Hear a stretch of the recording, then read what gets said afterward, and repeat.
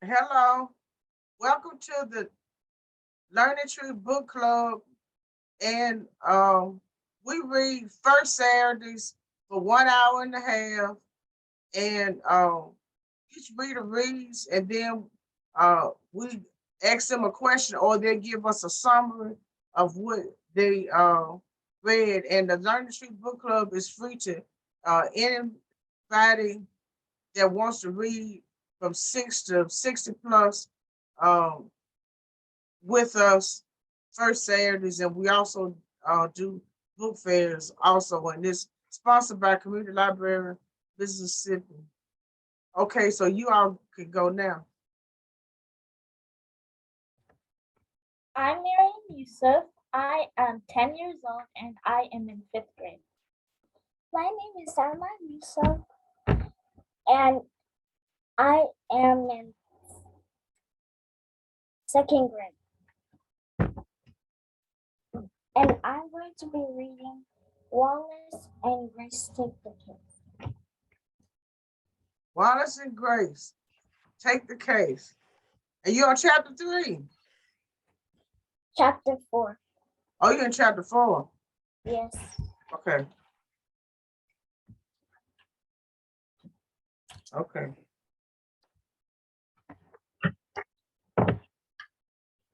Yeah, go ahead. Chapter 4. Found. Yes, I know who is in the garden, said Wallace. And it is not a ghost. He had solved the mystery at the same time as Grace. They were good partners that way. Who is it? Asked Eager. We'll show you, said Grace. Ready?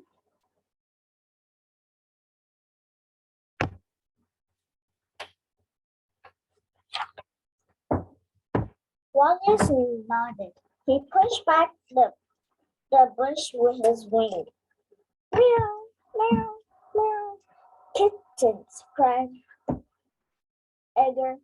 3 kittens sat on a white sheet. How did they get here? We saw mother cats in the yard earlier, said Grace. After we left, mother cat must have pulled a sheet off the line and sitting under the fence.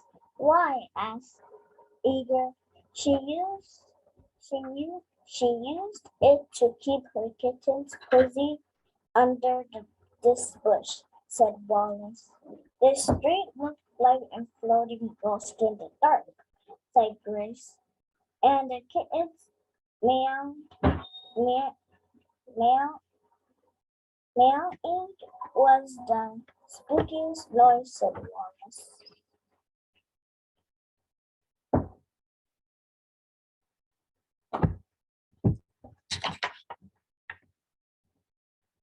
Eager tilted his head. Then where is the mother cat? He asked. Let's find her. We can follow her. Cat paw prints, said Wallace. Mother cat prints led out of the garden. What about the kittens? Asked Grace. They're too little to leave here. I have an idea, cried Eager. He hopped across the garden and came back with a basket. 3 garden gloves laid down. Edgar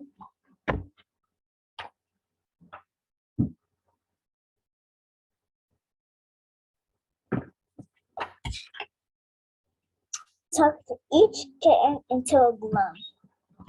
Then he filled the basket. Let's go. Cat's Mother cat paw prints lead into the yard. Her paw prints lead around a soccer ball. Her paw prints lead under a deck. And there was the mother cat. Meow, she cried. What are you doing with my babies? Eager had landed her the basket. We found them all alone.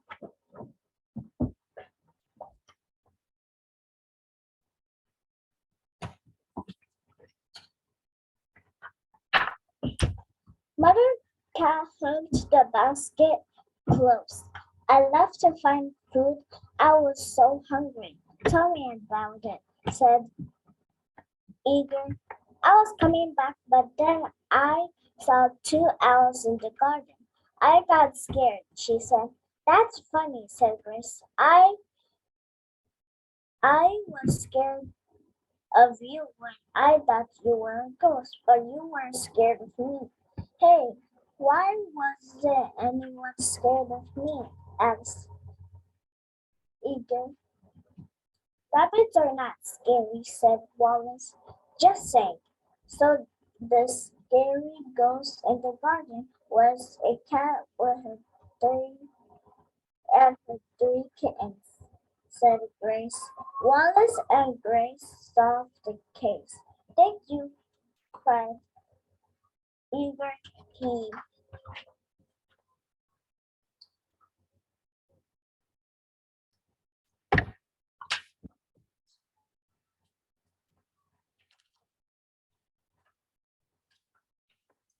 tried to copy Grace's celebration dance, but shaking made him dizzy. He plumped into the ground. He hopped back up. Can I go eat my Skittles now? Eat away, asked Wallace. Eager carried the basket of kittens with him back back to the garden. Mother Cat went too.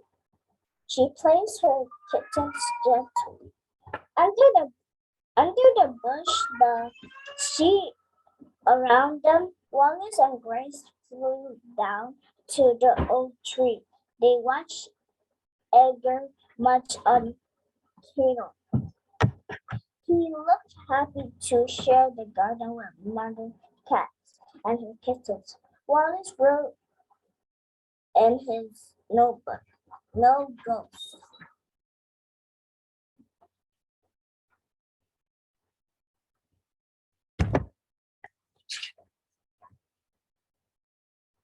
Case closed, said Grace. She turned to Wallace, but she wasn't on the branch. Wallace was flying. She flew after him. He landed by a rock. I spotted this, said Wallace. He gave Grace a shiny gum wrapper. She liked shiny things. And I found this, said Grace. She pulled up a long, slimy earthworm. Wallace liked earthworms. They were good at finding things. They were detectives.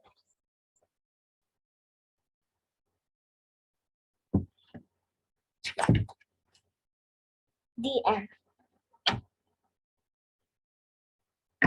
Okay, so sorry, Mark, can you tell us what Wallace and Grace did in chapter 4?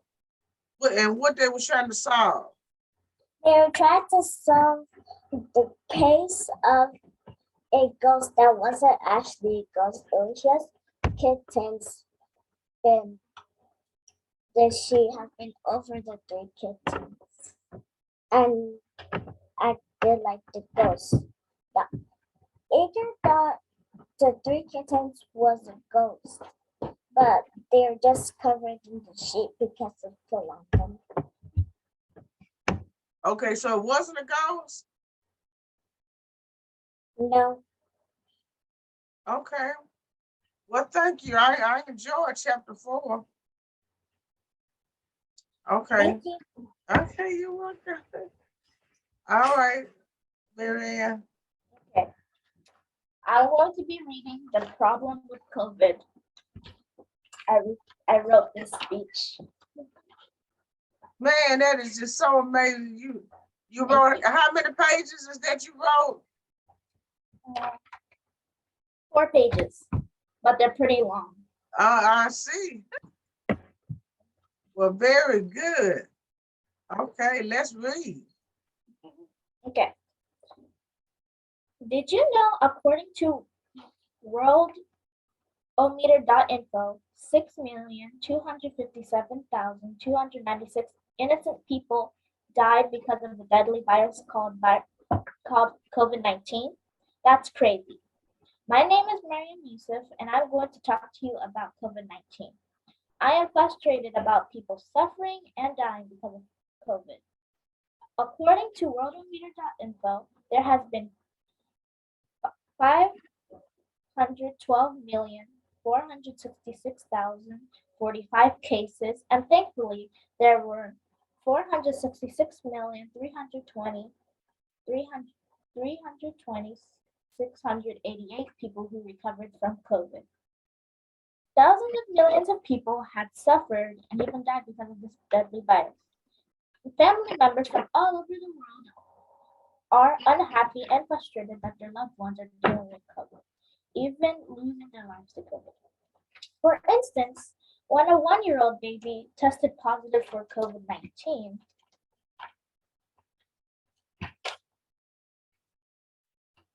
the child couldn't breathe normally and needed to be hooked up to a ventilator to keep the child alive.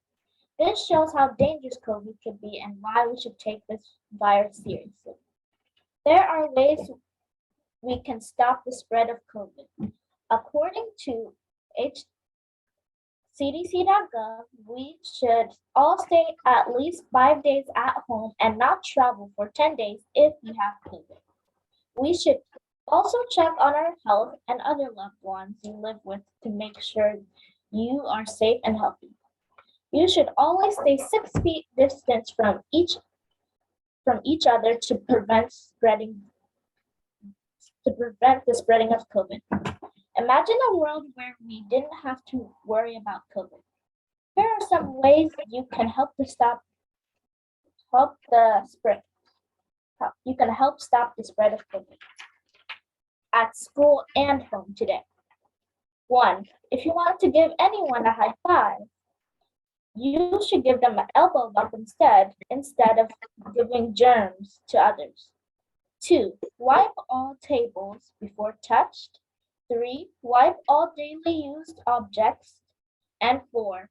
When we ever need to cough or sneeze, we should do it in a tissue so germs do not spread around the room.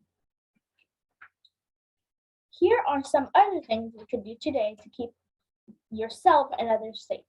1. Wash your hands for 30 seconds. 2. You should get vaccinations. 3. Wear your mask. 4. You can try to go out less. 5. Get tested to make sure you don't have any symptoms of the virus. This way, less people would get sick and not so many people would be losing their lives to this virus. Then people from all over the world would be safe from this deadly virus. I am Mariam Yusuf, and I hope you can keep yourself safe, others in your home, community, your country, and all over the world from this deadly, unwanted virus. Mariam, that was just fantastic. You gave great eye contact. Your points were very clear.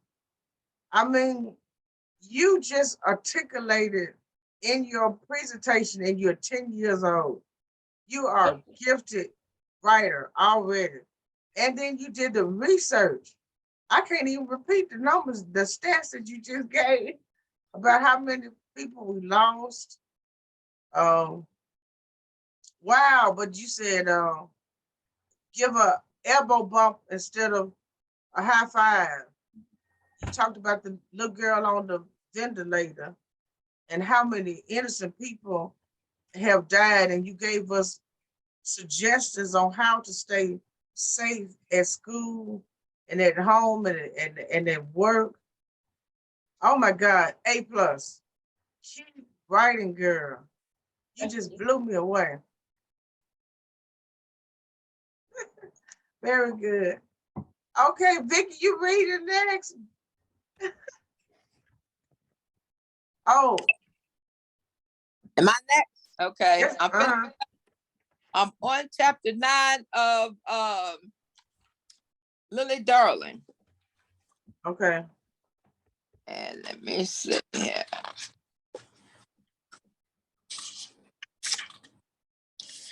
A huge smile spread across my face.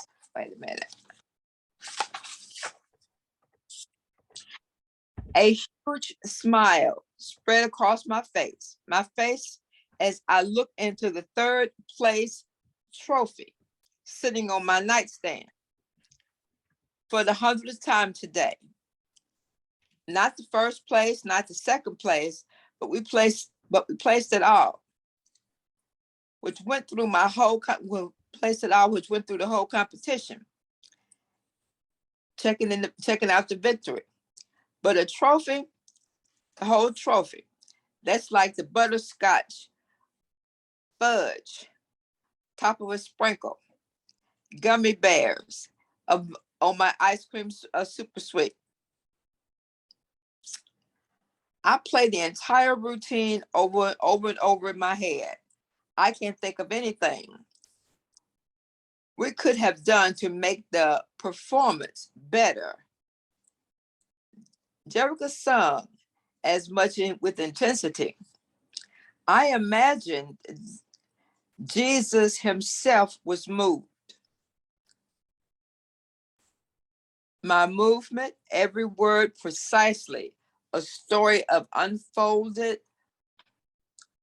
throughout the whirling of the flowing of any fabric that twirled effortlessly with every motion that made it as dramatic as I could feel something overtake me.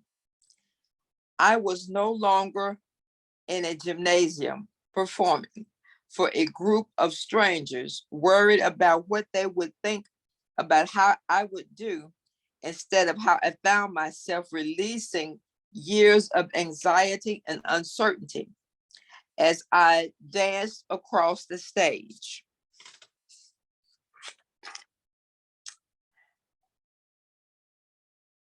Time has slowed down and I feel every hair on my body start to tingle. I could hear my heartbeat at a slow and steady pace. I no longer was a twirl girl who was afraid. No longer was I a girl who lacked the confidence and was unsure of myself. My transition was that of a caterpillar as it turned into a beautiful butterfly. That's not figuratively speaking. That's not figuratively speaking either. Jerica told Marcus her vision of how she wanted the stage, and Marcus did not let her down. He dressed the stage to look like a Graceland and placed butterflies all over the stage. To top it off, he had offstage put Jerica behind the setting of the bridge in that song as a symbolic representation of the transformation of something into something new, like the birth of a new creature. And from standing ovation we received after our performance of our message was accepted by many. Knock, knock. My mom knocked on the door, and as she peeked inside the door, "Hey, Mom, what's up?" "I just came up because I wanted to congratulate you again on your phenomenal performance yesterday. You really don't know how proud I am of you." I smiled. You know, for a second there, I thought maybe you weren't ever going to see you smile again. "What do you mean?" "I know you've been going through such a patch the last couple of years. I could tell that you were depressed and you felt out of place. I knew you still had problems with kids teasing you, even after I went to the school and talked to the principal. So I wasn't sure how to help you, but I knew that you needed help. The reason why I've always asked how your day was, to encourage you to get involved, to get more involved. You wouldn't know how many nights I've stayed up and praying for you, asking the good Lord to help you find your inner strength and help courage you in your darkest battle. And one day, out of nowhere, I began to see the change in you. It started small, but in every passing day, I could see you are finally coming to terms with who you are and how you look. I wanted you to look at the experience and the reflection. Whenever you feel defeated or scared or lost, and I saw that you are stronger than anything you've ever faced. I love you, Lily. I love you, Lily Bug. She said, learning every embracing with a, she leaned ever embracing me with a hug. I love you too, Mom. My phone buzzed on the table. I didn't recognize the number, but I decided to answer it anyway. Hello. Hey, Lillian. A vaguely familiar voice greeted me. Hey, who is this? This is Marcus. I don't mind you, I hope you don't mind that I got your number from Jerica. I jumped up and down on my bed. I knew that's not my Marcus. Yes, I've already claimed him. Jerica would have given me a heads up though. Okay, Lily. She just cooled. Who is that? My mom asked, mouthing the words out without making a sound.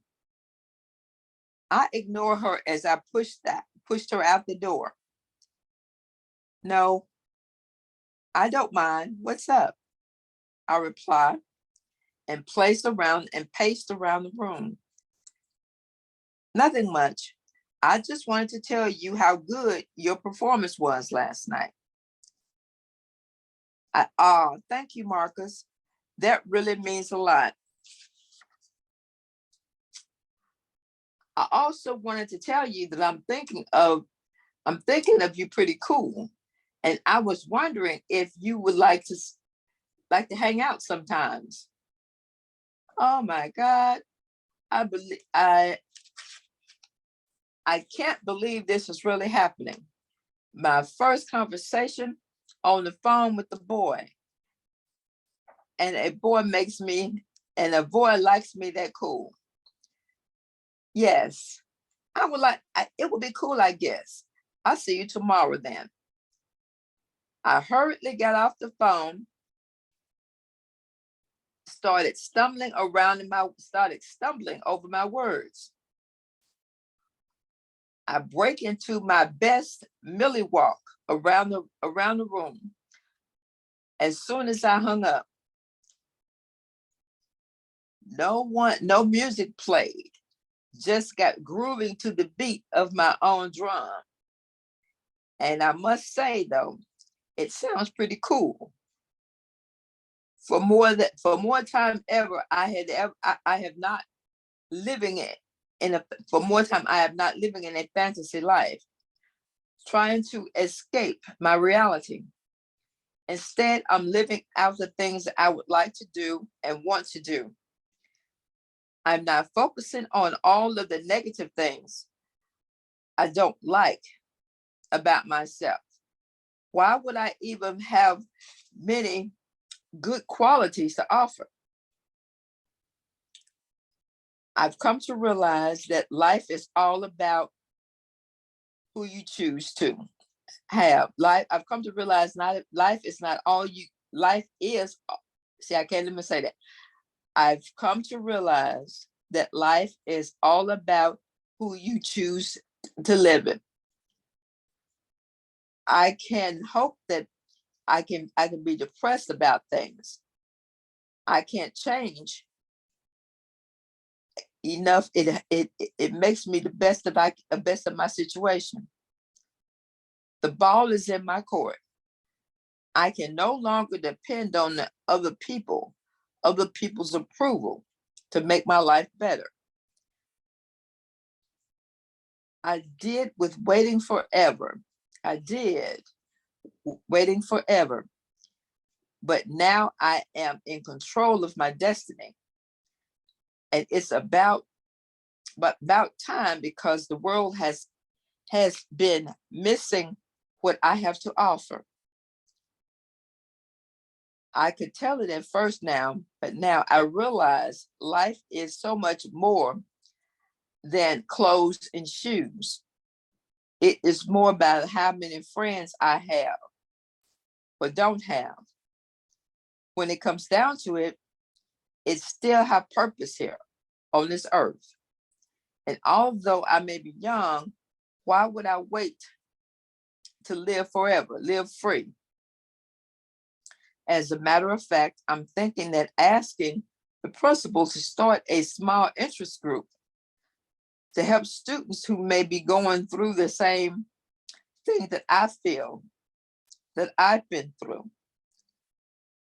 I can't possibly be the only kid in the world who has felt alone and rejected at times. I don't think other people go through those things, goes through the same feelings. When I can there be the listener and probably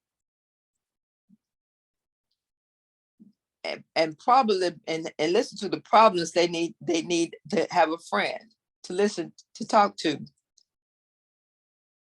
I want to be there with Jerica just as she's been for me. It's the least I can do. I can say it will be easier for my own output. I do for my own, I see, I can't even say that now. I can say little will be easier for now. I don't know darkness, and it's getting a little bright whenever we could sometime be by your side and know exactly what it is you're going through. The next day at school, I'm surprised to see Marcus waiting for my arrival outside of the seventh grade outside of the seventh grade hall. He flashes a smile as I approached. Oh, there are some of the dimples I detect. Small but simple dimples. I haven't realized how cute he is. Okay, Lily, get yourself together. This may be your first rodeo with a boy, but he doesn't need to know. You just be cool. Hey, Marcus, you waiting for me? Yes. I thought I'd wait for you out here. I was wondering if you and Jerica would like to be in my group for the final project in performing arts. Uh-huh. Yeah. Did you really, you really need to ask? We would have wanted to be on our team. Who else would want to be on our team? I forgot to tell you, Amazing Surge looked the amazing stage looked yesterday. You're so talented. Oh, there was nothing compared to what you did, Jerica had up there. I'm lucky to have been opportunity to work with you all. You two are really amazing. You two did your thing. And if you ask me, I thought you two deserved it first place. It doesn't matter what number we placed. I'm just glad we went through it. For a moment, it was just, I was thought about trying to dip out. Really?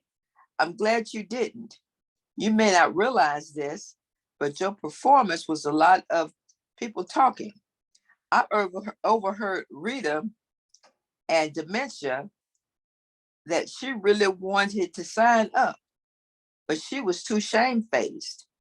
And she said, and she thought a lot of people would never want to be in the spotlight.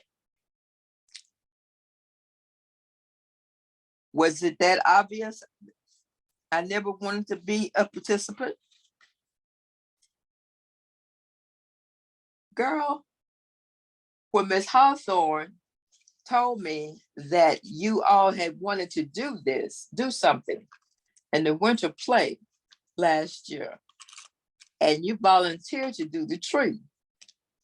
I know how hard it is and how wrong it is to stand in one place.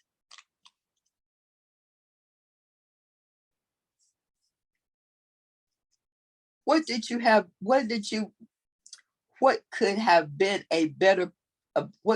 been better if you do not know how hard it is to stand in one place and not talk? Ms. Hawthorne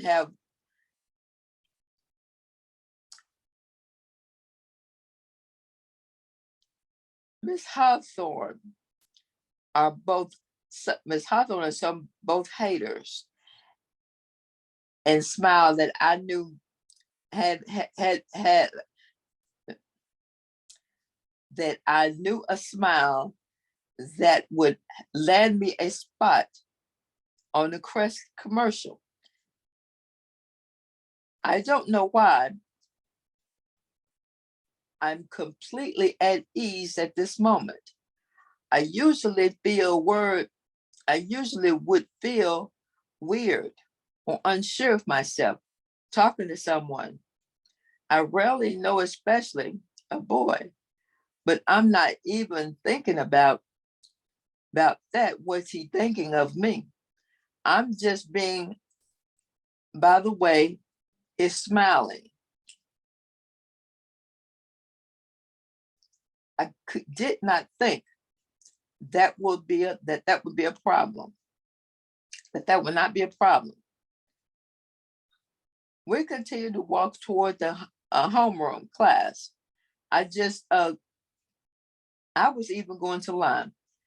I felt every student staring at us.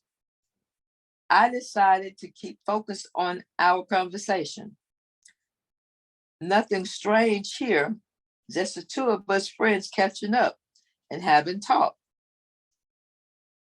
A couple of students stood up the way and called me to tell me how Jerica and I did. I tried to take every compliment as if it was nothing, but I really can't contain how good I felt inside. Neither can I contain how smile it was to spread all over my face. Honestly, I really did not want to. I guess I'm just sure. I guess I'm not sure not to be miserable, and being happy, it seems, would be wrong and out of place. I'm determined to make the feeling of everyday norm. I saw you there, Lillian Mitchell. You look good. I don't see Desmond Snyder smirking at me. You even have someone who says something. You are there. Words aren't enough. Words are not offensive, but how they say, you know, to look at you, give you a clear indication of what they really compliment and really gonna talk about you. Is this the one of those moments? Thanks. I reply, thanks. I replied dryly. Yeah, I saw you rolling around on the stage in your white dress. That was a very good dancing, and you did up there. Desmond continued, but smirk spread all over his face, like he was something like he knew something I didn't. He said something that I didn't. I don't even say anything at the time. I wasn't clear. He was mocking me. I know I was walking in the classroom hoping that I could get away from Desmond before he says something embarrassing about me in front of Marcus. It's still early. So Miss Stone hasn't come to see the classroom. Murmuring conversation that had been throughout the room.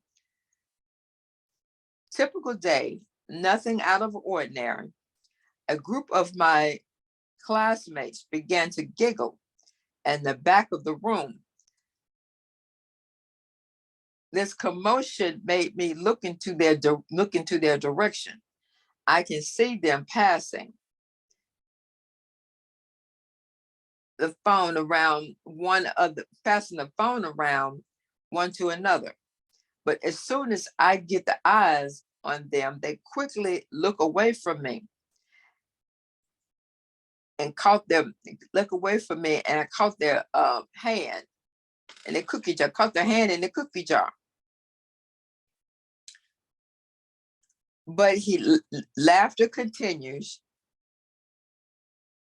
What is that all about? Then I see Marcus and her queer other side. I see Michelle and her queer other side. She roamed steadily around her phone, and I could hear laughter coming from their group as well. I held my head down, making it seem like I am reading of the science book lying on my desk, but I am concentrating to hear something. Someone says my name. I don't hear anything. Whispering. Too afraid to investigate Michelle. I put my elbow on my desk to reset my head, to rest my head on my hand, and I carefully to tilt my head up to see in the direction Michelle cutting my eyes toward. Michelle looked her eyes with, yes,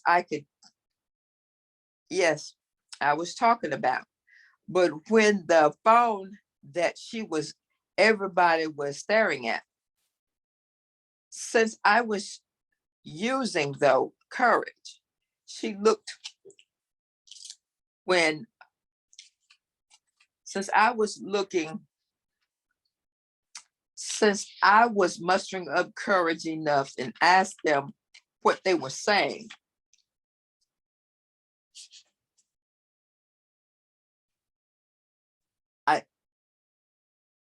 I continued to walk around purposely in the back of the class until I reached the last bench, and I could see the rest of the side of the expected exact spot my grandfather had placed in the 3 years before.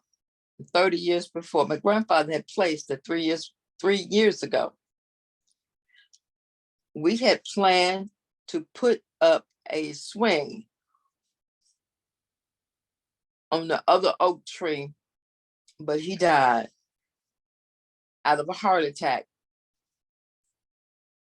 Before that assignment was completed, I reached up and grabbed a rope that had been perfected and had been perfectly wound up around the nail, and the same rope that would pass around was going to handle the swing. Reinstating about the time I spent on the time shed seeming like lifetime ago, a moment of time where the biggest worry was that we were hoping that we didn't interfere with what my grandfather had on his mind on that day, a lifetime ago, when things seemed simpler. When the rope had hung, I walked outside and beside the old tree, my lifetime ahead, lifting my head in the sky. I throw up the rope over the thickest branch that I could find, lifting my head to the sky, and I repeat the words I've heard my granddad always say, "Forgive me, Lord, for the soul is the willing, but the flesh is weak." Chapter 9.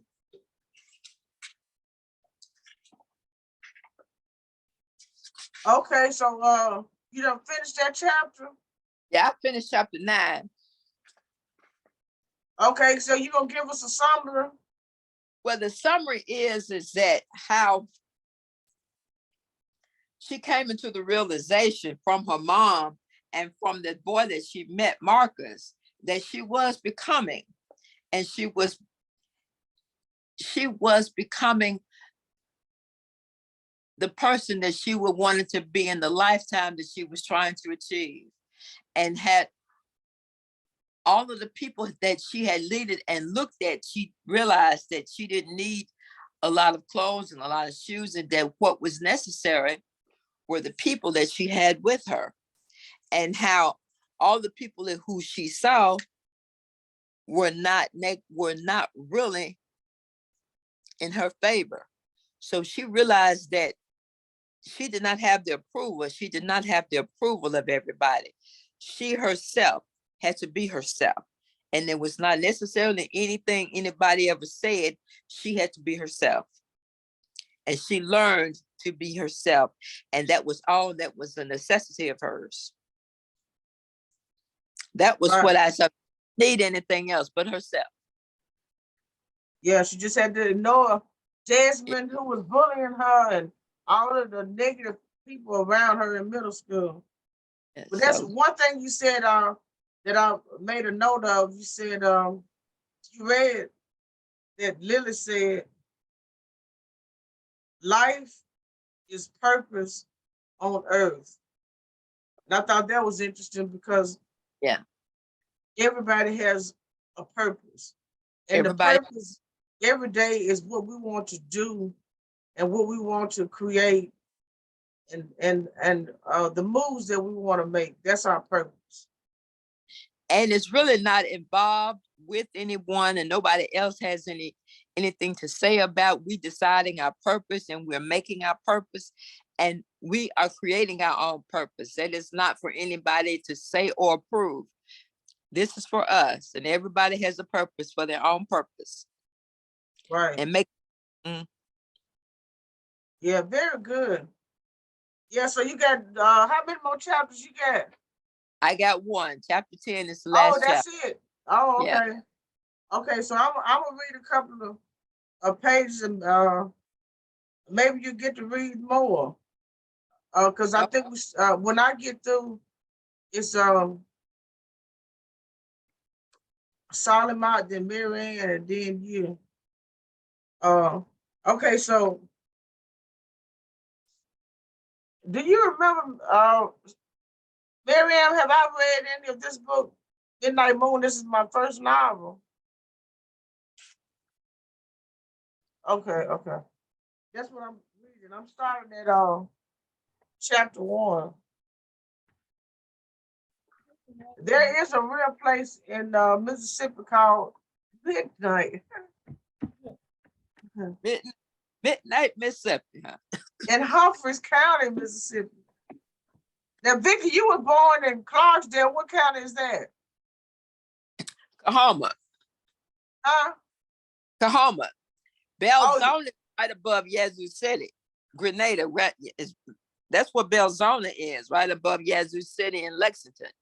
I saw right. where Nick said that she was from Lexington. That's Belzona is north of Lexington. Yes. Yeah, Midnight is right next to. It's in the same county. Um, and we live in Hines County, Mississippi, which is in the center of the state. If you can Then imagine that direction wise. and Uh-huh. y'all's home county is Kosciuszko, which is right next to Meridian in that location. Yeah, and Atala County. So Uh-huh. All right, I guess that's geography, huh? Okay. Let's see. By midnight, residents of Midnight, Humphreys County, Mississippi, a peaceful community with 206 residents are asleep or dreaming. Most establishments close before dusk dark. I went out of town one time to a small place where everything closes early. And it's like, oh my God, everything is closed. That's amazing. That's Clarksdale, and nothing, and everything closes early. come That's up to really small. Clarksdale. Up. I said, come up to Clarksdale when I was growing up. Everything was closed down. They had a curfew and everything closed down. So come up. Like go home. Okay, Eddie G and his wife Pearlie Mae's wall clock ticks at midnight every night without ceasing. The light sound of tick tock, tick tock, tick tock roars softly every evening. Eddie G responds to the sound, but Pearlie Mae's sleep is unbroken for 4 more hours. Okay, so she sleeps really hard. I don't know if you known about it like that, but she's a hard sleeper. Nothing wakes her up too good. In 1985, oh my God, Marianne, that was a long time ago. 1985, a handful of citizens, including Eddie G and Pearlie Mae, were farm hands. You ever heard of a farm hand, Marianne? No. It's just like a nickname for someone who worked on a farm. So they use their hands to pick cotton or pick peas or okra or tomatoes. Now there are people who work on farms now picking lettuce and grapes and all that. And it's the nickname they call them farm hands. Yeah. Okay, so we were in 1985. Okay, so Eddie G and Pearlie Mae were farm hands in 1985. Their workday starts early, really early. When Eddie G's father, E. George, was a sharecropper in the 1930s. Oh, wow. There were over 5,600 farms in Humphreys County. Oh, and by the way, Marianne, that's real research. That was pretty accurate. 5,600 farms in Humphreys County in 1985. I mean, in 1930. By 1960, Half of the county's workforce was agricultural workers harvesting and picking cotton, soybeans, winter wheat, rice, and oats. In the 1980s, the county became a catfish haven full of catfish ponds ran primarily by white families.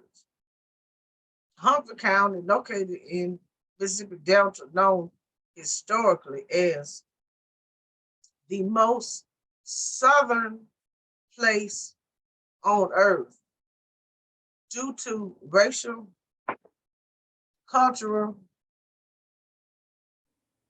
economic, and economic history, stretches from Tunica, south of Memphis, Tennessee. That's y'all state. Y'all know what Memphis is. So Mississippi is, some part of Mississippi is on the other side of Tennessee. And that's what Tunica is. Mississippi, I mean, Memphis is right here, and then Tunica, Mississippi is right here, and a little below that is Humphreys County. Isn't there something how in the South we're just still pretty close? South of Memphis to Sharkey County below Vicksburg. During slavery and afterward, the land was plowed with mules. The land was cultivated with hoes, and everything was harvested by hand. But today, equipment has replaced human labor. Before the Civil War, steamboats along the Mississippi River helped expand population and economic development to port cities such as New Orleans, Memphis, St. Louis, and Natchez. Everything from human cargo to cotton and sugar was transported to different ports. Riverboat cruises reserved for the well-to-do remain trending in Vicksburg today. Miriam, when you was in school, did y'all ever learn about what human cargo was? What did you say? When you was in school, did y'all ever hear the term human cargo? No, they didn't teach us that yet. Uh-huh.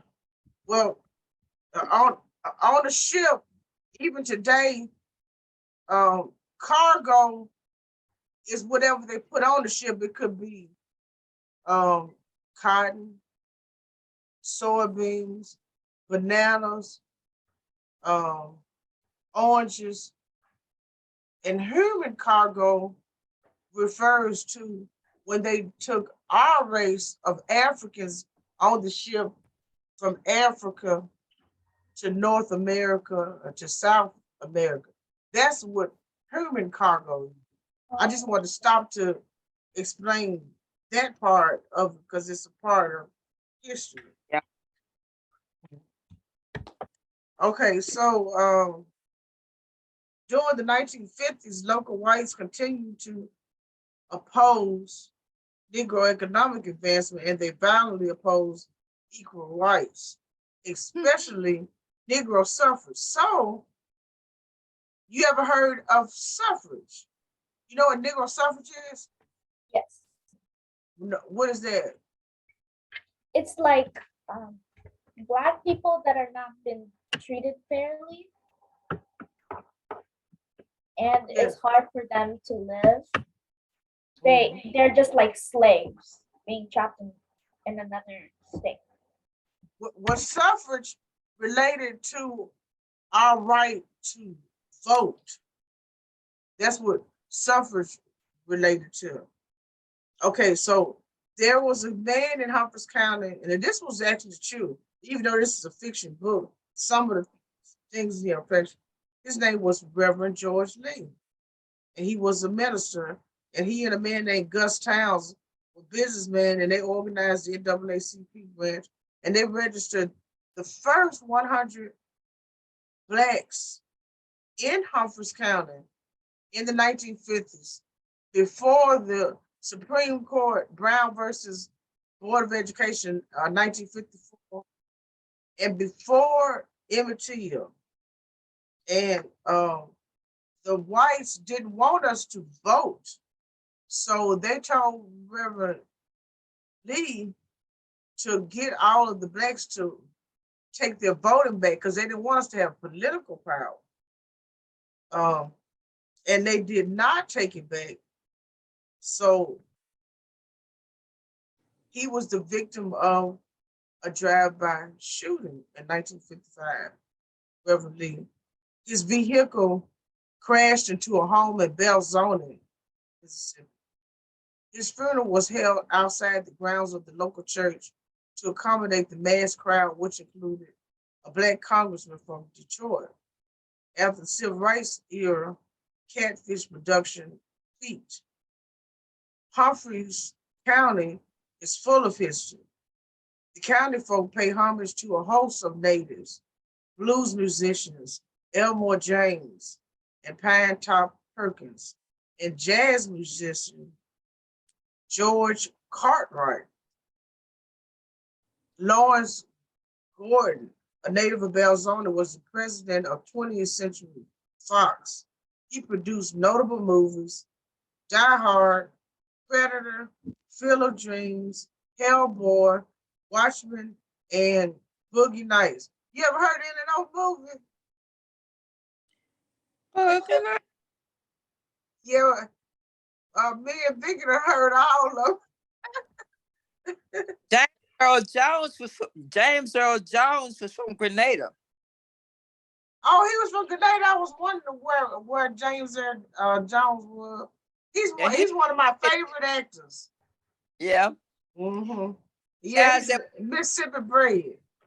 Yeah. Uh-huh. What was the guy? Johnson was in of the Essence magazine, Yeah. also from Grenada.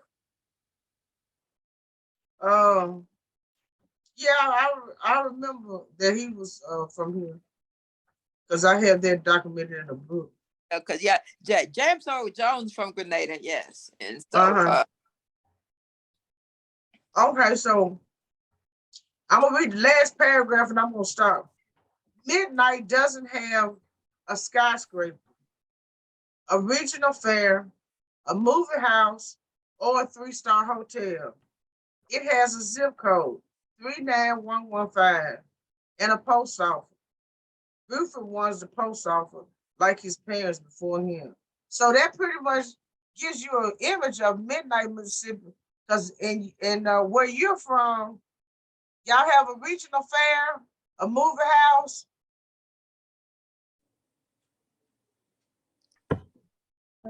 are y'all Y'all have a movie house in where you live and a fair that comes there, a fair where you ride rides and stuff like that. Yeah.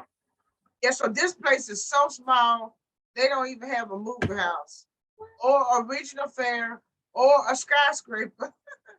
And they only have like 206 citizens. It's a very rural place. So that's what this is the setting of this story right here. Okay, so I'm gonna stop right there. Any questions or comment?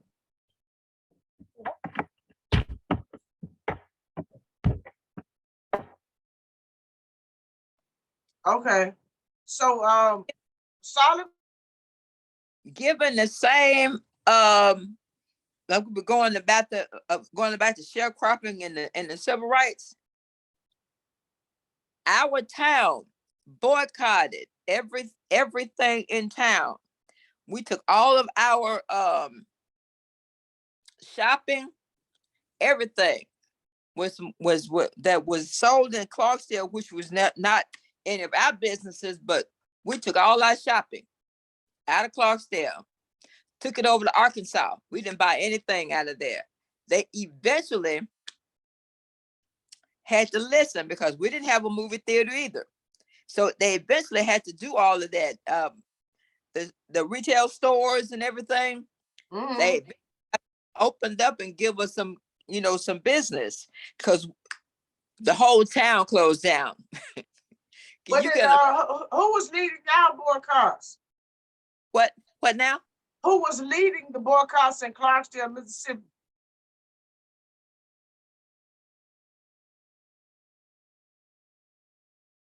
see, I can't even think of that. Cause The he guy that moved to Jackson. He No, the moved guy, to Jackson, didn't he? huh? The guy, the person who was in the NAACP who did all the boycotting, who led the Right. boycotts in Clarksdale, moved he moved to Jackson. He had a drugstore in Clarksdale. I can't think his That's name. what I was thinking about, the drugstore. He had a drugstore in Clarksdale. What's his name? I can't think his name. I can't think of his name either right now, but yeah, he was the one that was the leader of the NAACP in Clarksdale, and he was the one that did lead our boycott, and the boycott itself, like our major street, 4th Street was the equivalent of Fair Street here. So all of the business was taken out of town, and So I y'all really had 4th Street was the black business district in Clarksdale, like in Fair Street. right, Blacks on the business. right. So Black y'all on- didn't boycott 4th Street. Y'all just boycotted the white businesses back then. yeah. Did they have white-owned businesses on 4th Street? Or was No, it downtown Clarksdale? that was no white-owned business on 4th Street. No, everything was. That's where the drugstore was in on 4th Street too. And I can't even call the man's name right now. But yeah, the drugstore was on 4th Street, and all of the businesses were on Blacks. all of the because there were no actual business in town in actual town, because Mr. Eastler, Mr. Stennis didn't want to give up any of his land. So every time a place of business opened, it closed just like that, because Mr. Stennis didn't want to give up his land. What did him giving up his land have to do with the business closing? Simply because all of the businesses in town were stores, because like the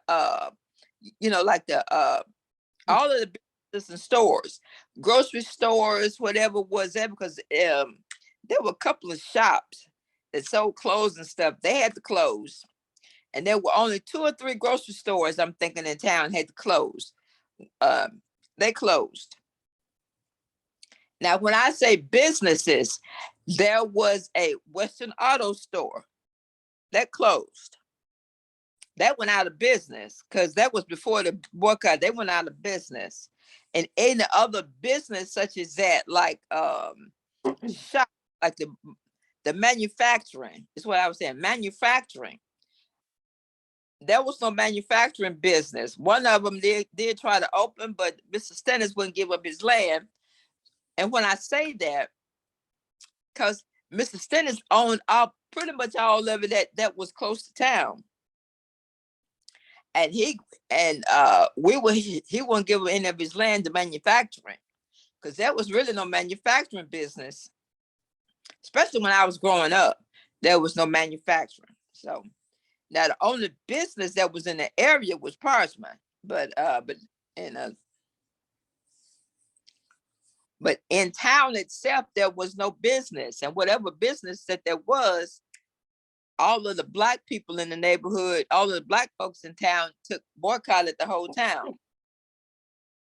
Also, too, there was no movie theater. And the only time I did go to the movie theater, I had to go up the back stairs, and I said, no, I was never going to that theater again. And so that movie theater closed too. So there was nothing else for us to do to go downtown, because nothing was open. You had to walk on stairs to go to the movie.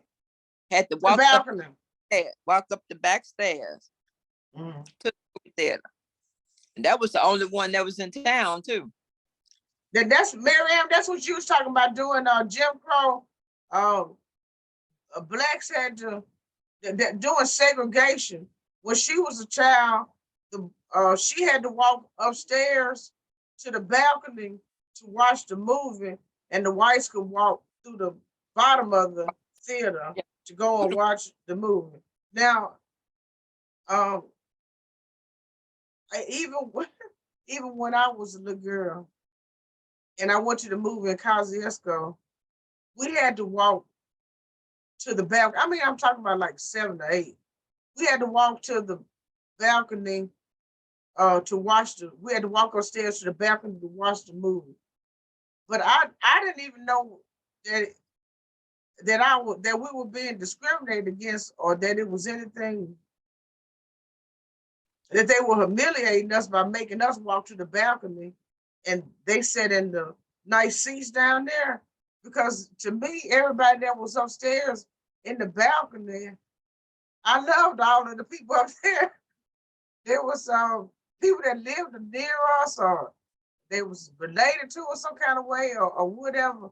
But that's amazing that even me, I'm not that old, had to walk upstairs to the balcony to see the movie when doing integration. Okay, so maybe I am. So now Anyway, that uh, movie house closed, and over there off of 4th Street, yeah. the blacks built their own movie theater called the New Roxy, and that's what's the black movie theater.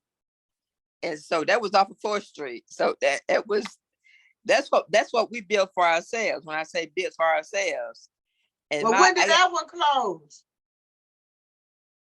that one closed. That one closed really when I was in high school. This was like in the late 70s, 80s. That was when that was closed. New Roxy. Mm.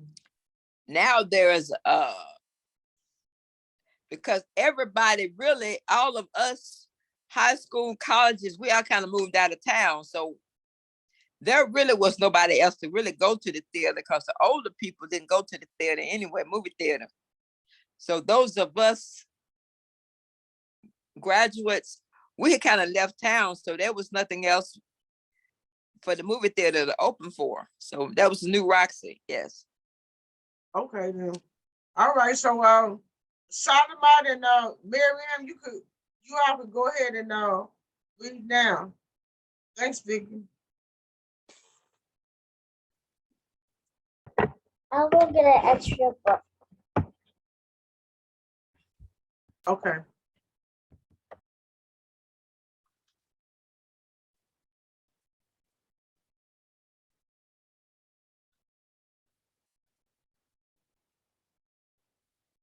Are they reading? She went to go get a book.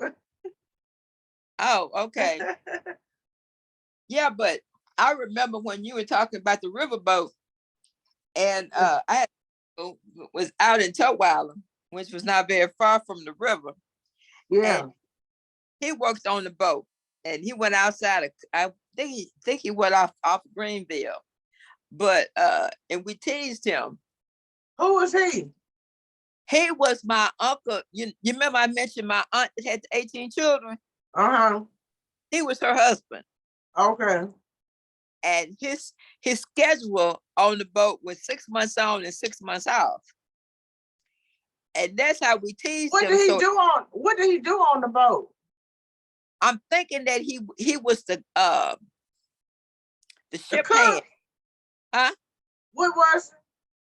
He was like the ship hand that would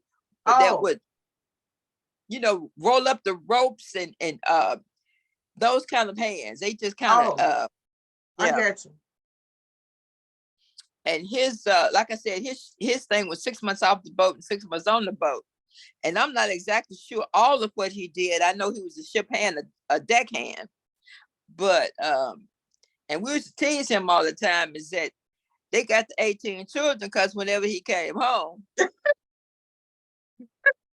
Oh no. And it's Okay.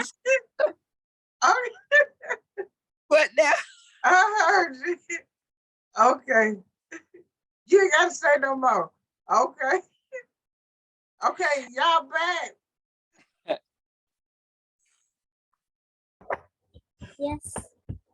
Oh, okay. All right. I'm reading As an Oak Tree Grows. As an oak tree grows. So, I hold it up a little, let me see what it is. As an oak tree grows. Oh, I guess.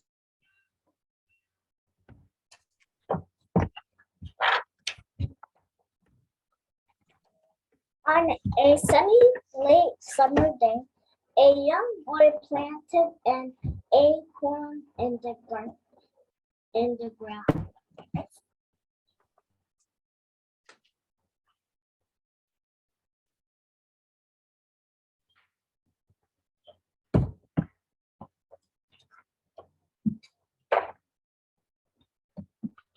Later that year, an oak tree sprouted up of up from the earth into the air and light. Each fall it will shed its leaf, and each spring new ones will grow.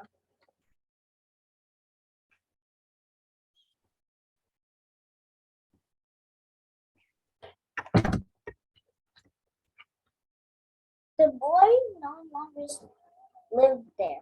New people came and made their homes around the oak tree.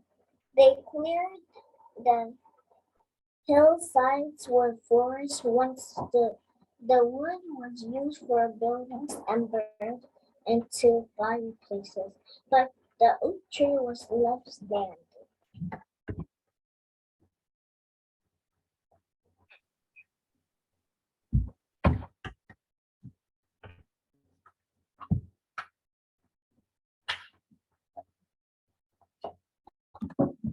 The oak tree has room to spread wide and grew up and outward. Sometimes snow was very heavy and a branch would break off.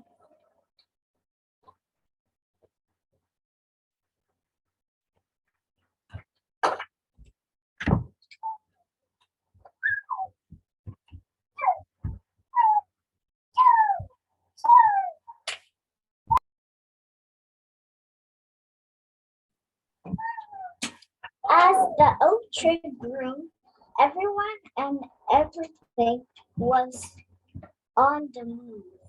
Children grew. Some stayed to work on the farms, and others left to work in factories. Ships came and went.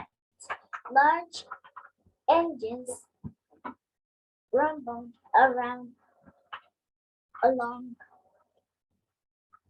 steel rails. Birds chirped in the oak tree to rest from long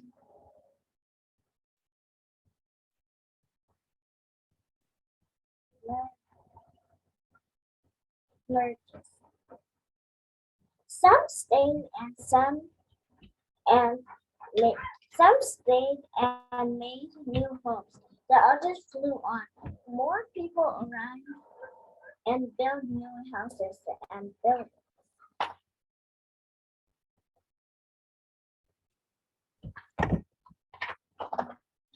Some years little rain fell.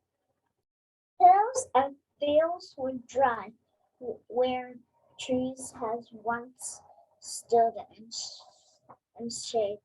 The ground from the sun raised the oak tree. Roots reached far underground for water as its leaves will. Farmers converted what little they had for thirsty livestock until the rain fell again.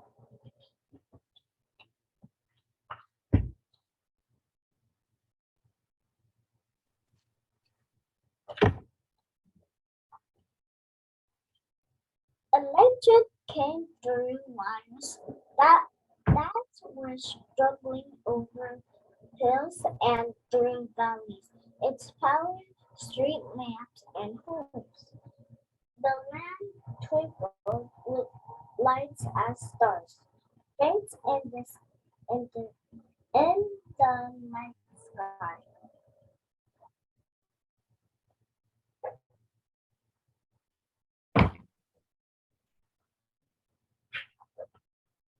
The oak tree grew slowly and steadily. While it's all around its life speed by, people rode in cars to go to work and visit friends to go shopping or just for a drive.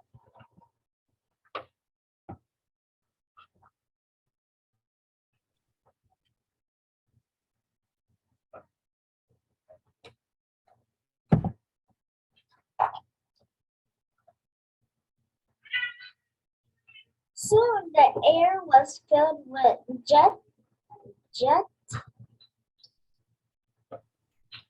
calling calls and radio waves, and sound waves of beeping cars, barking dogs, zooming motorboats, whistling trains, and music.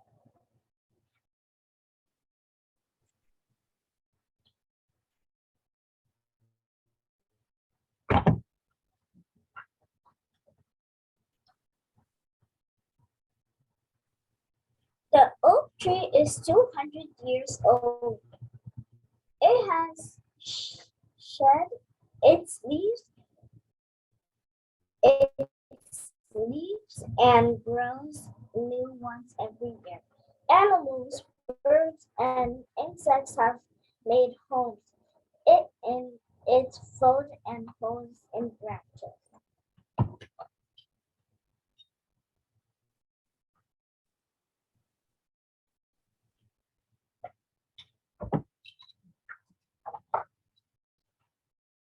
The oak tree, with its strong roots, trunk, and limbs, has survived many storms over its lifetime. Now a fog rolls into a big storm is on its way.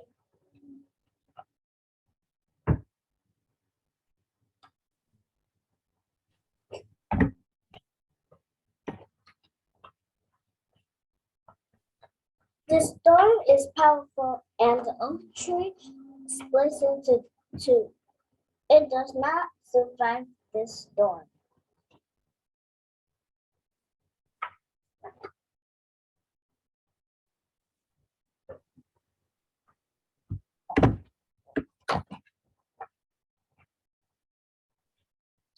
People come to look where the great oak tree once stood.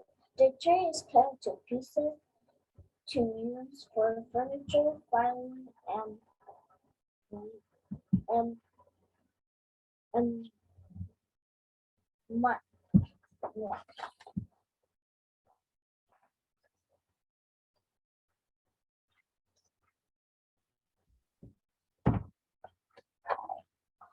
A new day dawns once again. The ground is warm and welcome as a new oak tree grows.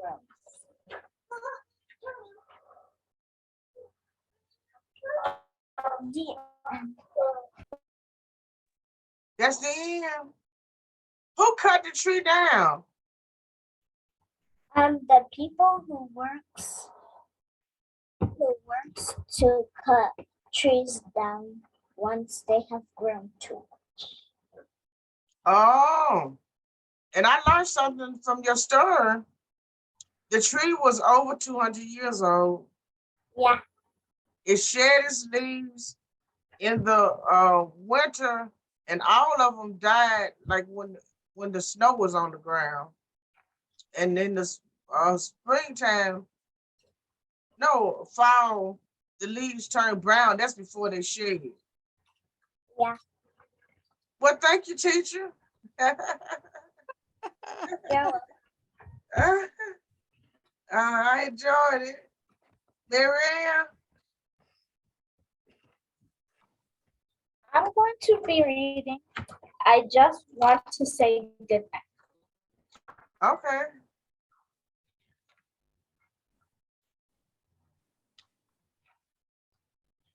Okay.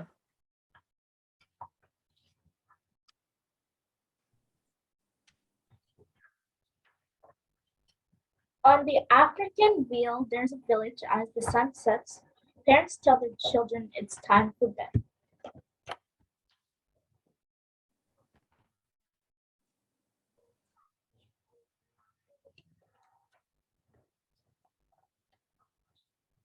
Layla greets her papa, who has been fishing. Ooh, you caught a big one, she says. Yes, it was a good day, Papa says.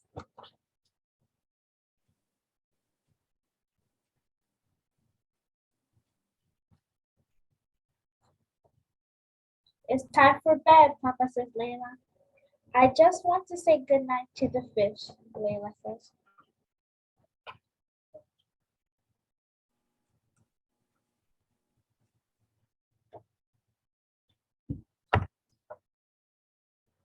Come, Layla, Mama says. I just want to say good night to the cat, Layla says.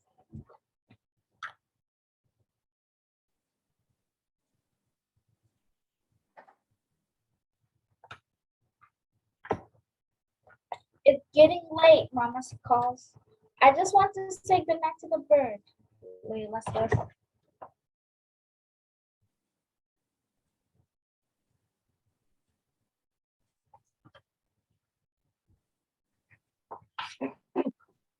Layla, I want to say good night to the goat, Layla says.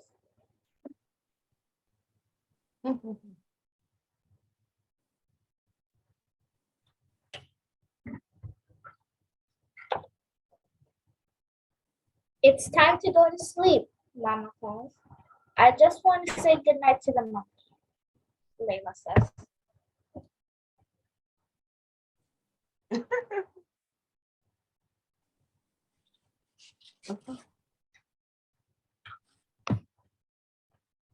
Come now, Mama says. I just want to say good night to the chickens, Layla says.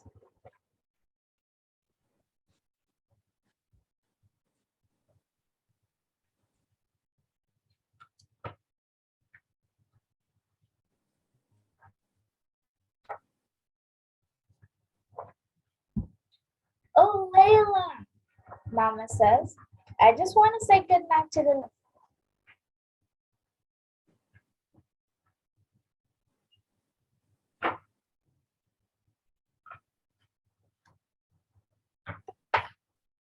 I'm just not ready to go to sleep, Layla says to her dog.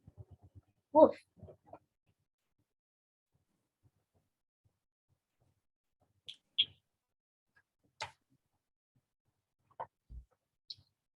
Now, Mama says. Yes, yes, I'm coming. I just want to say good night to the rock, Layla says.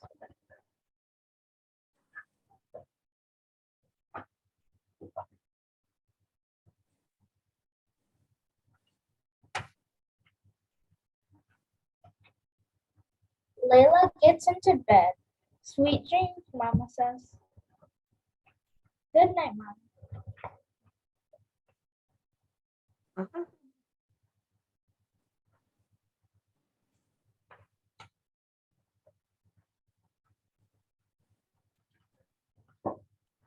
I just want to say good night to my book, Layla says.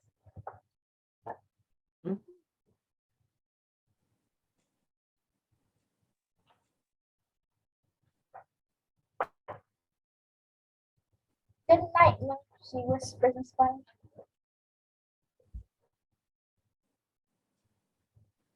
Who was the last person you said goodnight to? The moon. Oh, to the moon. Okay.